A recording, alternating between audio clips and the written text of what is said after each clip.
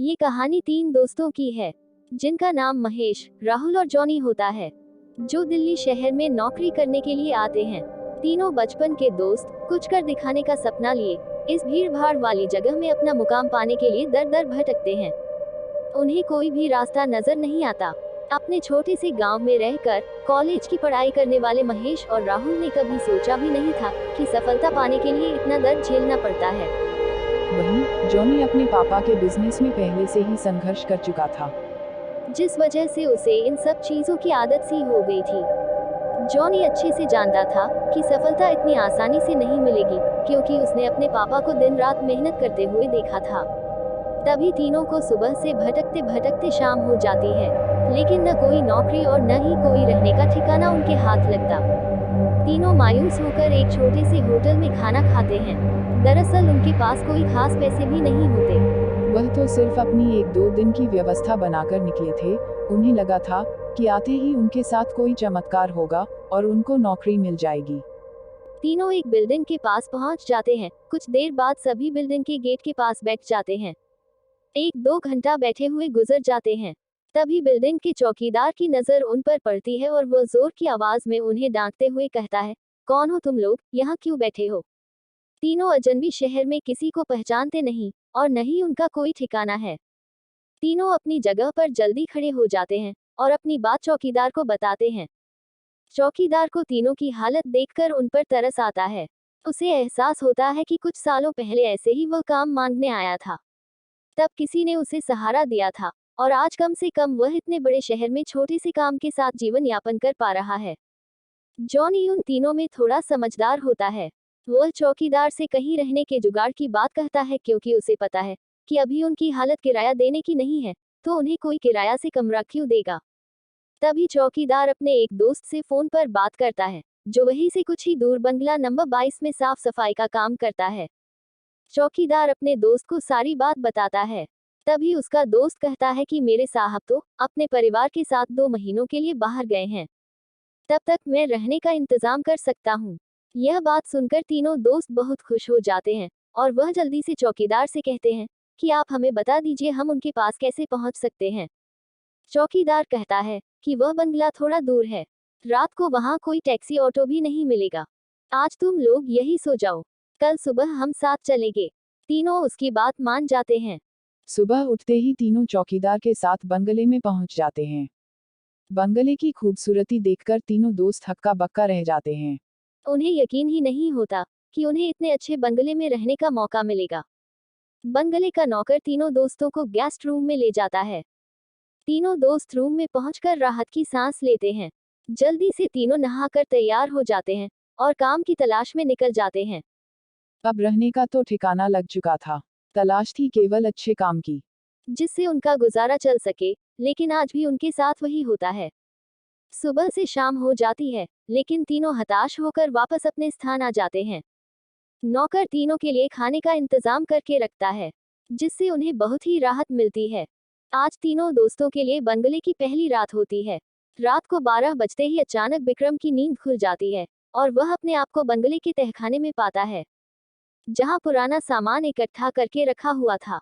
उसे समझ में नहीं आता कि वह यहाँ कैसे पहुंचा। तभी वह घबराहट में अपने दोस्तों को आवाज लगाता है, लेकिन किसी को कुछ सुनाई नहीं देता।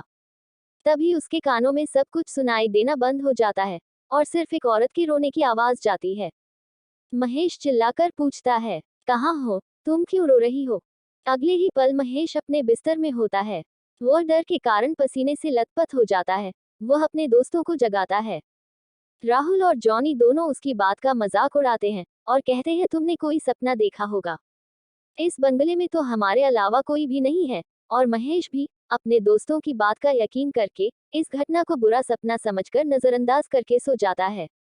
सुबह उठते ही तीनों दोस्त फिर से तैयार होकर काम ढूंढने निकल पड़ते हैं, लेकिन जैसे ही वह बंगले के गेट से बाहर निकलते हैं, अचानक कोई औरत आकर महेश को चिट्ठी देती है, जिसमें लिखा होता है, तुम इस पते पर जाओ तो काम मिल जाएगा। और औरत अचानक भागते हुए उनकी नजरों से ओझल हो जाती है।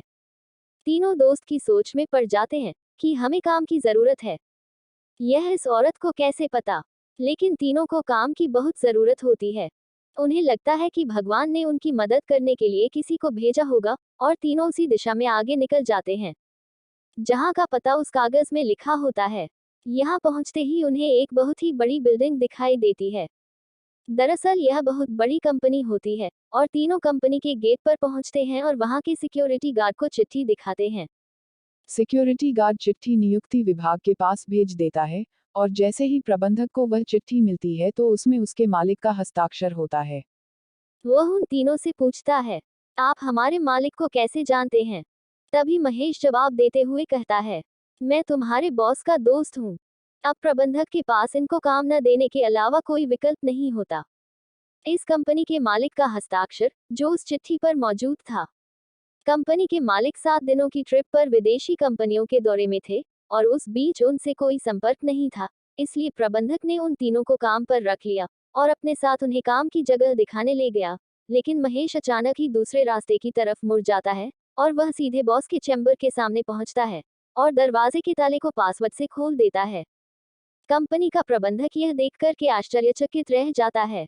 उसे यकीन ही नहीं होता कि जो पासवर्ड केवल कंपनी के मालिक को पता है, वह इसे कैसे पता चला।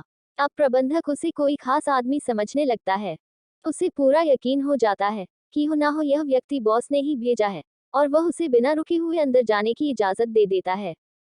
राहुल और जॉनी यह सब देखकर समझ नहीं पाते कि महेश को यह सब कैसे पता। तभी अचानक महेश सभी को बॉस के चेम्बर से बाहर जाने को कहता है और चेम्बर का दरवाजा बंद कर देता है। कुछ ही घंटों के बाद प्रबंधक को बॉस का फोन आता है, और बॉस प्रबंधक से पूछता है कि मेरे कंप्यूटर को किसी ने इस्तेमाल किया था। तभी प्रबंधक सारी बात बता देता है। बॉस गुस्से में मैनेजर को बोलता है, जल्दी से जाओ और उसे रोको, नहीं तो मैं बर्बाद हो जाऊंगा। और जैसे ही प्रबंधक चैम्बर का दरवाजा खोलता है, तो वह देखता है महेश बेहोश पड़ा है। प्रबंधक अपने सुरक्षा कर्मियों से उसे उठाने को कहता है और कुर्सी पर वापस बैठाता है। तभी महेश को होश आता है। प्रबंधक गुस्से में महेश को बोलता है, तुमने क्या किया? मेरे बॉस बहुत नाराज है। लेकिन महेश को कुछ याद नहीं कि वह अपने बंगले के गेट से यहाँ तक कैसे आया है। दरअसल वह बंगला पहले उसी बॉस का होता है, और बॉस ने बंगले को अपने ऑफिस की एक लड़की के लिए खरीदा था, और कभी कभी साथ रहता था, जो कि उसके कंपनी में काम करती थी। बॉस पहले से ही शादीशुदा था, और यह बात अच्छे से जानता था कि एक ना एक दिन वह लड़की उसके लिए खतरा बन सकती है। इसलिए वह उसकी निजी अश्लील वीडियो रिकॉर्ड कर लेता है, और जब एक दिन लड़की को यह बात पता चलती है तो दोनों में खींचातानी करते हुए लड़की के सर में चोट लग जाती है और वह दम तोड़ देती है। बॉस बंगले के गार्डन में ही लड़की को दफना देता है, और लड़की की मौत के साथ ही उसका राज दफन हो जाता है। लेकिन जब उस बंगले में तीनों दोस्त हमें आते हैं तो महेश गार्डन में घूमते घूमते उस जगह पर अपना पैर रख देता है जहां उस लड़की को दफनाया गया था, जिस वजह से उस लड़की का सीधा संपर्क महेश से बन जाता है। वह महेश के अंदर प्रवेश कर जाती है और उसे काबू में करके अपना बदला लेने के लिए ऑफिस प्रवेश करती है, और बॉस की काली करतूत को इंटरनेट में वायरल कर देती है। बॉस को विदेश से ही गिरफ्तार कर लिया जाता है। उसका काला चिट्ठा सबके सामने खुल जाता है, और वह बेनकाब हो जाता है।